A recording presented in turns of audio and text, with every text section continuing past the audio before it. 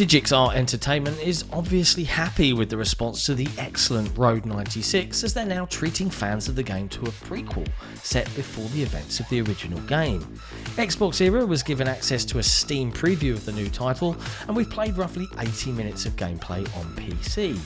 Here are our impressions, but before we dig into it, if you could give us a like, hit subscribe and ring that notification bell, it would really help us out.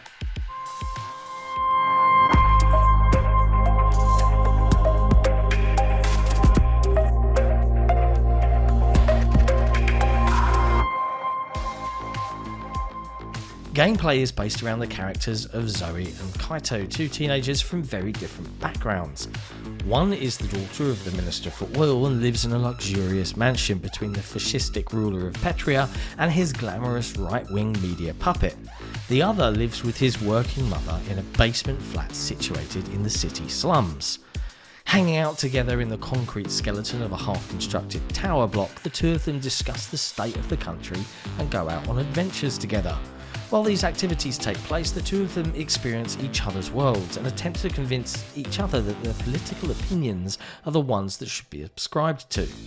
The lure of denied foreign travel is apparent for both of them, but for different reasons that are slowly unravelled through shared experiences. If this sounds a bit dry, good news, it certainly isn't. Unlike the first game, psychedelic musical components have been introduced to add some excitement and break up the gameplay. Swapping between both characters, Zoe on roller skates and Kaito on a skateboard, players have to guide them safely to the end of sections, dodging obstacles and collecting items. Successful completion of these challenges seems to be linked to the emotional state of the characters. As someone who really enjoyed the structure of Road 96, I found these segments a bit weird at first and more than a tad unnecessary, as I'm more than happy with the dynamics of the original game. I can understand their inclusion though, probably to mix things up and avoid the developer being accused of recycling same old material. It looks like a deeper dive into the country of Petria is going to be delivered in the full game. This will hopefully help explain why droves of teenagers are so desperate they'll risk everything to reach Road 96 and escape over the border.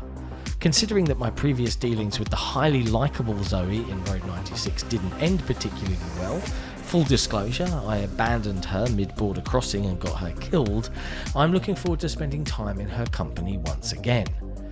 Characters from the original game are likely to turn up in this one, it seems. I spotted one through a telescope doing something dodgy, which explained his choice of transportation when I came across him last time.